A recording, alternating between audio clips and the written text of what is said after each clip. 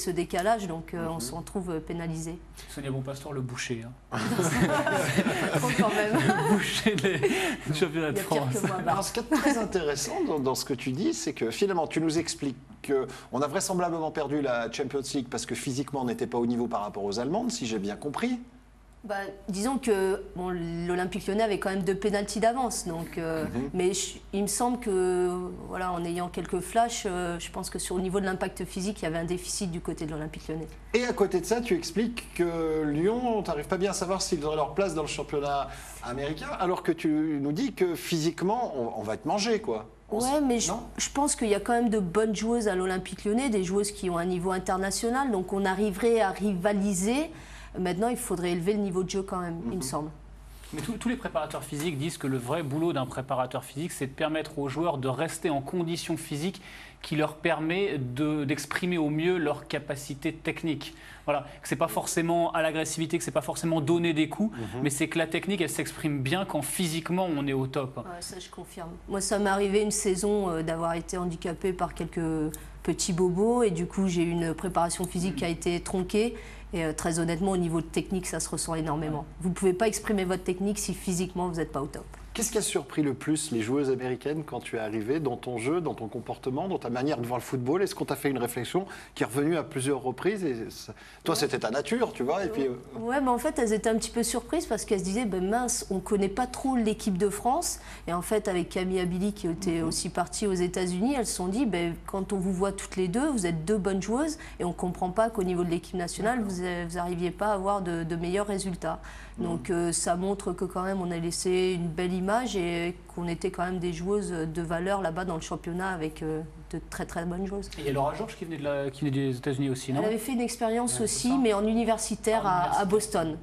Mais ça n'avait pas été un grand souvenir, hein. Je crois que j'en avais non, parlé un peu avec... peut-être parce qu'elle était dans le championnat universitaire, donc il est un petit peu moins réputé que le championnat professionnel, mais elle a vraiment aimé son expérience aussi et elle en a gardé de bons souvenirs.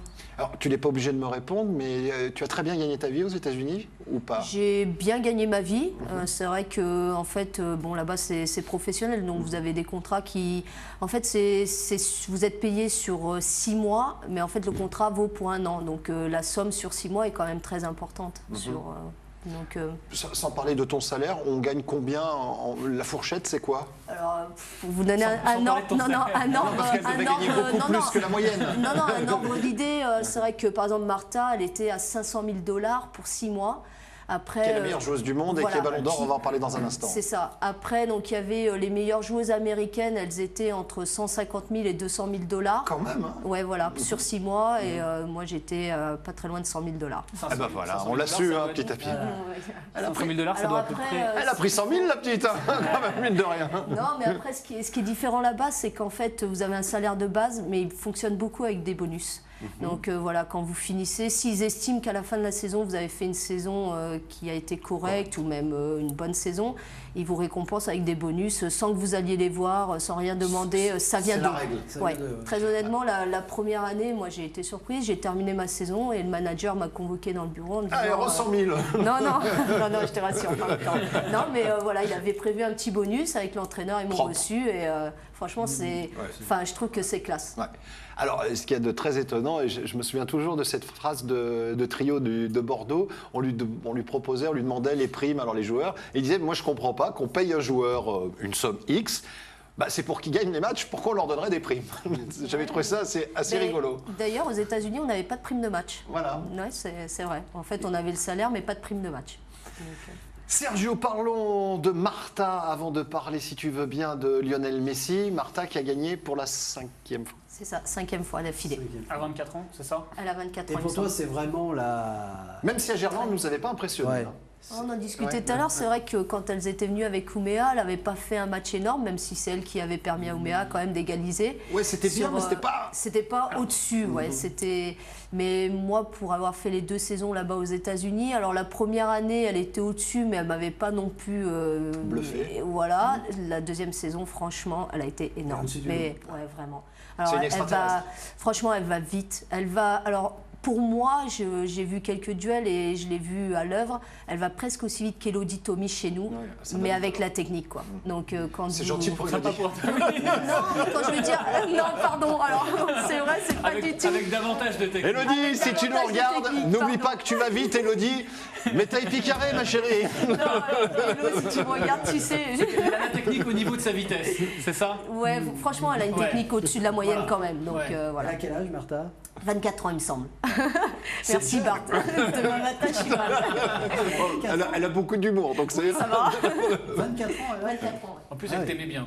Hello Oui. Ouais, elle m'aimait bien. Elle t'aimait Ouais, bien. c'est clair. Et Martha, tu l'as rencontrée, enfin humainement j'entends. Ouais, j'avais eu la chance de faire le All-Star Game en fait dans la même équipe qu'elle. D'accord. Et honnêtement, vous avez le ballon. Si vous avez une vision du jeu, vous lui mettez le ballon et elle part au but. Elle élimine 3 joueuses et elle marque. Donc franchement, quand on a une joueuse comme ça dans son équipe, c'est appréciable. Actuellement, qui tu vois qui pourrait lui succéder à cette joueuse? J'avais bien aimé la petite Fatima Bajramaj, Ouais. qui a fini 3e là, du classement. Qui joue à Potsdam? Qui joue à Potsdam et qui avait joué donc contre l'Olympique Lyonnais en finale. Et il y a aussi Christine Sinclair, l'attaquante du Canada, qui est une joueuse très complète et une très bonne attaquante, très à droite devant le but.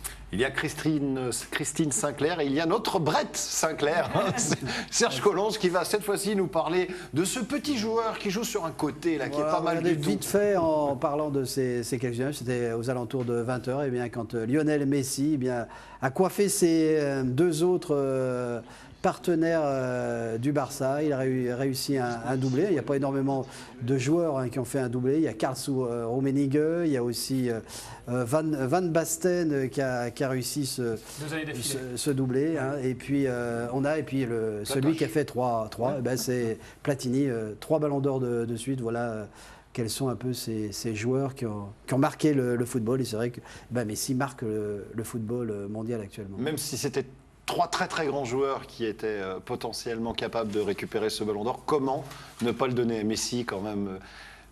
Parce qu'il n'a pas gagné la Coupe du Monde, diront Ouais, certains. mais... Ouais, non, mais ça se défend, ce que tu dis. Mais après, ça dépend de la vision qu'on a du Ballon d'Or. Est-ce qu'on considère que c'est un trophée, on va dire, collectif supplémentaire?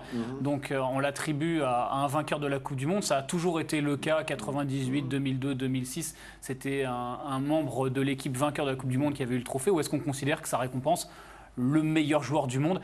C'est vrai que le fait que les deux aient fusionné, c'est-à-dire le ballon France Football et le meilleur joueur de la FIFA, ça a permis à Lionel Messi de gagner ce ballon d'or. On sait que le meilleur joueur de la FIFA, ça a récompensé régulièrement effectivement le meilleur joueur du monde. Si ça avait été le ballon d'or à l'ancienne, on va dire, il est probable que ce n'ait pas forcément été Lionel Messi. Moi, je trouve que c'est plus propre de récompenser... Enfin, après, c'est personnel. Parce que l'équipe championne du monde va par définition. La Coupe du Monde. Voilà. Et si tu as gagné la Coupe du Monde, c'est que. Mais c'est un trophée individuel. Ouais, je suis d'accord avec J'ai toi. oublié dans les doublés, il y a aussi Johan Cruyff, bien sûr, puis Kevin Keegan, Johan Cruyff, qui est à l'origine un peu du jeu aussi du FC Barcelone.